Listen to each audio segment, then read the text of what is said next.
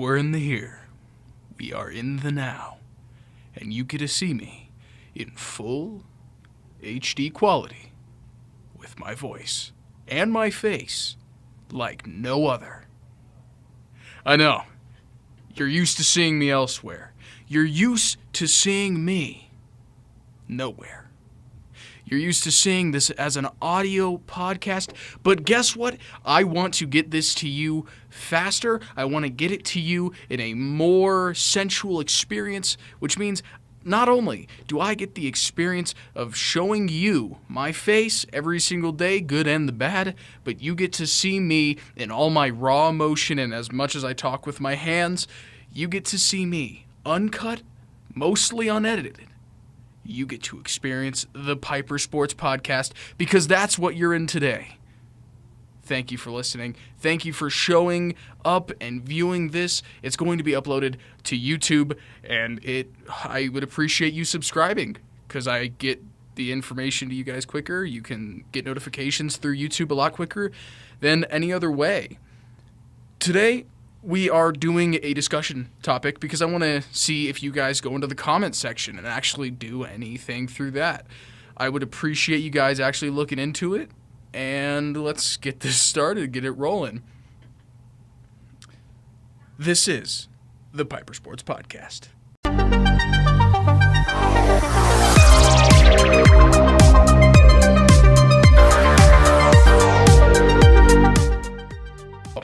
We have a few things on today, and primarily our discussion topic will be, should college athletes be paid?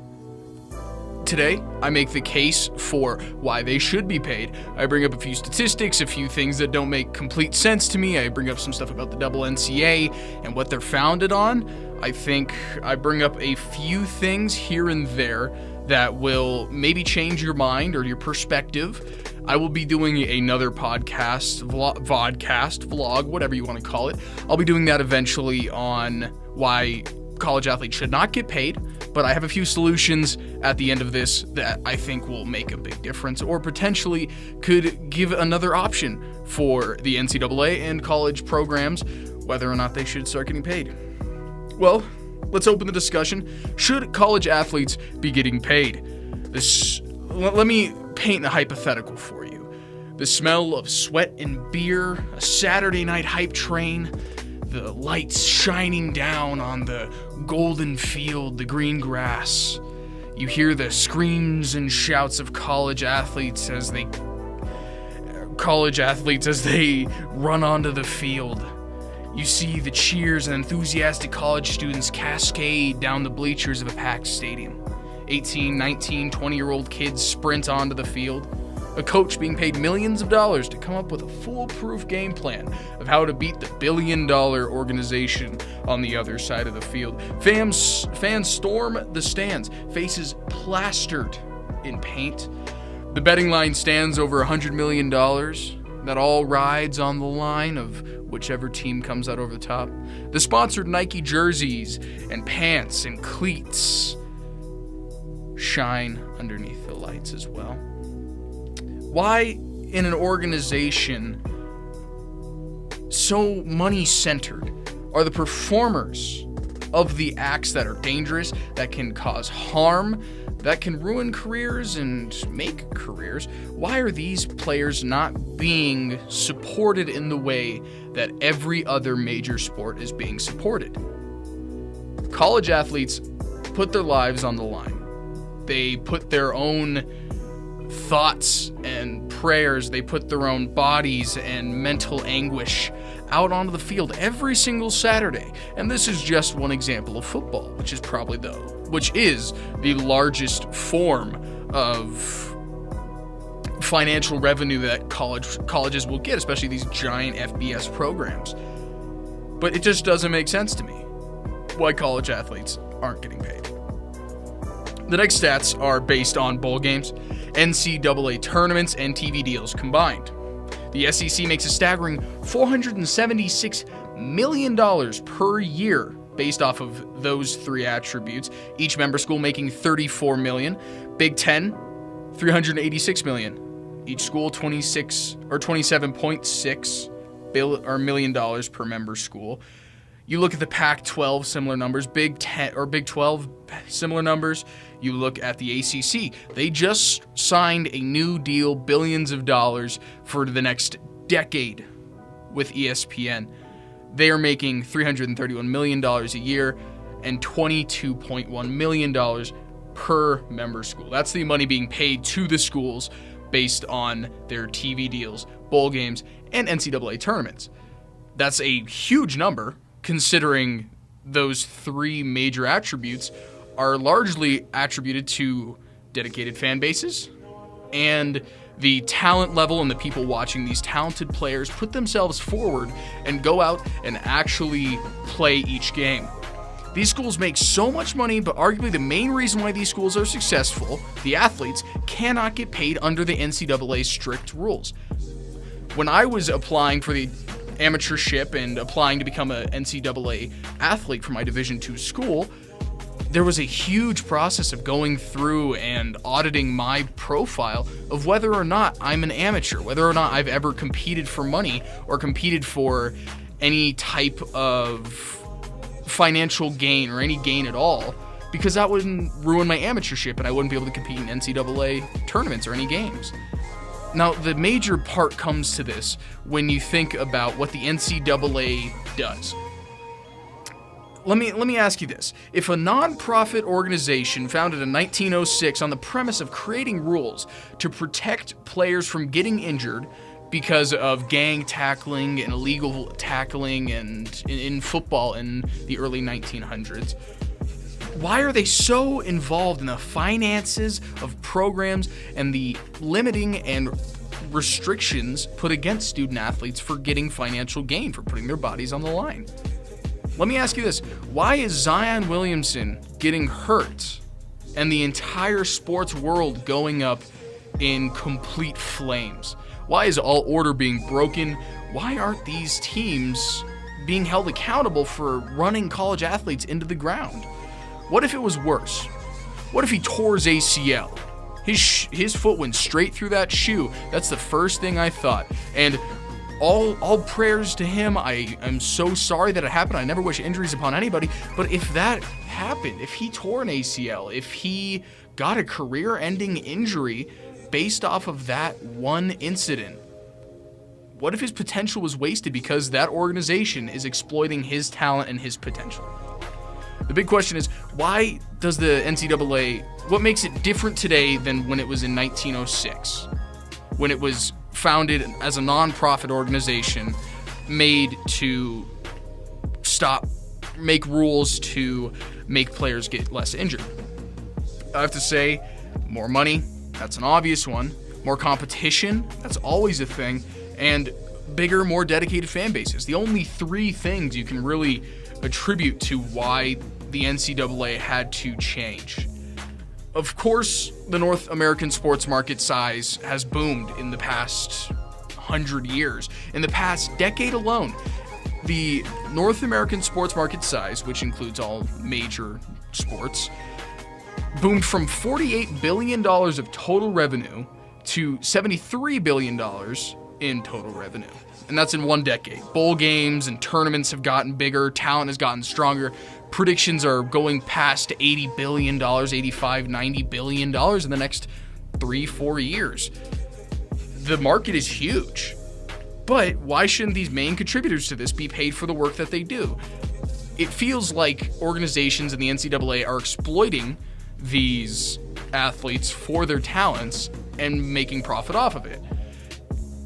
And I quote from a scholarly article I read in the Journal of Economic Perspectives. I saw this statement. In 2013, the median annual revenue generated at the 126 largest programs from football was $20.3 million, and for men's basketball, $5.6 million. If these programs did not exist, where would that money come from? Tuition? Government assistance?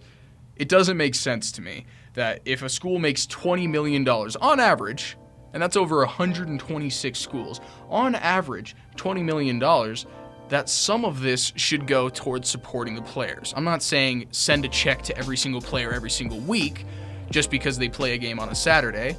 No, I'm saying that there should be more support for these players.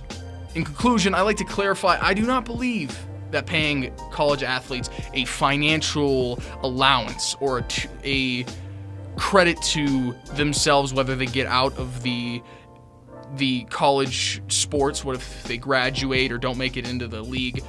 I feel that a few solutions that would make a huge difference for this, I think they should have tuition security. Zion Williamson is doing a one and done, but he's contributing a lot more than his tuition is worth for Duke. If you were to pay $70,000 a year in tuition for Duke, but you bring in single-handedly over $2 million a year for that organization, I feel at least the organization should pay for his tuition after he gets out of an athletic career, if he chooses to do so. So say in 20 years, Duke pays for Zion's education when he gets out of the league. I feel like that's a good compromise, and I feel that's definitely something doable, especially if this company makes that much money. They can if this college can make millions upon millions of dollars off of one player, they should at least be able to give him the education that he deserves at that organization. Another thing that I believe would be a very, very smart thing to do would offer players a insurance value. I think this would go through the the NCAA. I feel a insurance should be put onto players getting hurt, and this can absolutely be abused, but I feel if you put a strict enough limit to how this can be abused, insurance for a player's draft value, and I feel that should be mandatory for all players. If you're going to be a first-round draft pick, an example being Jake Butt, if you're going to be a high overall draft pick, players will insure their bodies just in case if they do get hurt in that last game, that they won't be financially burdened because of a college organization hurting them. I mean, you look at how hard these athletes are being pushed for zero monetary gain, zero financial gain. These organizations and colleges and programs are pushing these athletes beyond their envelope, and I think stressing a little bit too much on supporting the college without anything in return. You look at Jake Butt, you look at Leonard Fournette, you look at some of these high-profile players that were going to be really, really big and still are. If they get hurt, they deserve to be rewarded or insured through their college or the NCAA. It's the last thing that these organizations can do. You make $20 million a year. You have players that make that. It's not the college's coaches that bring in the money. It's a little bit attributed to the alumni. It can be attributed to a growing fan base of returning fans. But nobody's going to watch Duke if they don't have talented players. Nobody's going to watch Alabama if they don't have Tua. Nobody's going to watch these if they aren't successful. And the only way you're going to be successful in college sports is by having talent. And that talent shouldn't be free.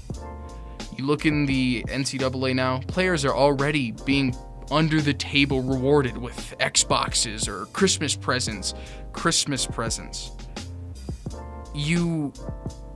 That stuff can get you fired. That can get you fined and your organization tainted under the NCAA strict rules. I think those rules should be changed. We'll see what happens. I don't think, in my humble opinion, that anything will ever be done with college athletics. And I think that'll be part of the backlash that will continually be put upon the NCAA and college organizations for abusing the fact that these players are talented and you can get that talent for free. It's a big scam. College is a big scam. Kind of. I love this place. I love my university, my D2 university. Middle downtown. If I play baseball and they hand me a $5 bill, that ruins my career forever. Don't you think that if that ruins my career based off of one thing, that should change? I don't know. But I will say, this has been the Pieper Sports Podcast. Very short. I'll be doing a lot shorter videos when it comes to the video portions because I'll put some actual effort into doing a little bit more data research for you. I'll do more discussion topics and investigations, and I think this will definitely be the future of how my podcast/vodcast is being projected to you guys. So please, subscribe to the YouTube channel. I've done some work to make it look at least a little bit more fancy. I would very much appreciate you guys leaving a comment on the bottom of the page. Anything that you have to say, any words of encouragement, any comments on what you think the colleges and the NCAA should do in regards to student athletes. Anyways, I appreciate you guys. Every single one of you that's watching and listening, please give me feedback. I love you guys. Thank you so much. And this has been the Pieper Sports Podcast.